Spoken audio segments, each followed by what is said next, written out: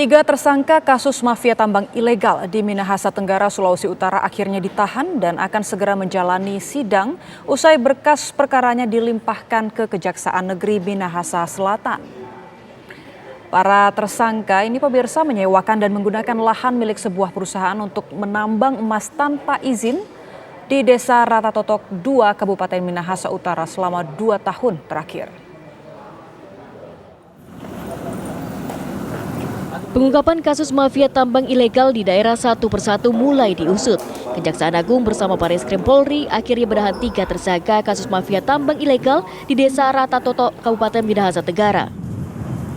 Ketiga tersangka sempat menjalani pemeriksaan selama 4 jam di Polres Minahasa sebagai tahanan titipan, sebelum akhirnya diterbangkan ke Manado setelah perkaranya dilimpahkan ke Kejaksaan Negeri Minahasa Selatan. Kasus ini bermula saat salah satu tersangka Arni Christian Kumolontong selaku komisaris menyewakan lahan milik perusahaan PT Bangkit Limpoga Jaya atau PT BLJ kepada 2 tersangka lain, Donald Pakuku dan Si Yohu, untuk aktivitas penambangan liar. Pihak perusahaan melaporkan kasus ini ke Bareskrim Polri pada 4 Juli 2022, lalu ketiganya jadi tersangka pada 19 Desember 2022. Terhadap ketiga tersangka ini sudah dilakukan penahanan pada hari ini untuk 20 hari ke depan menunggu pelimpahan ke Pengadilan Negeri Tondano dan siap untuk disidangkan. Benar, Pak. Terhadap kasus ini merupakan kasus pertambangan ilegal yang dilakukan pertambangan emas tanpa izin di Kabupaten Minahasa Tenggara. Pihak kuasa hukum PT BLJ selaku pihak yang dirugikan mengapresiasi penahanan ketiga tersangka setelah dilaporkan pada akhir Desember 2020 silam.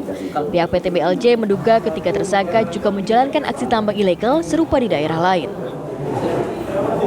Para tersangka ini tidak saja diduga melakukan tindak pidana sebagaimana yang kami laporkan, tetapi juga terkait ada dugaan tindakan-tindakan yang sama ilegal mining di daerah yang lain, di tempat yang lain.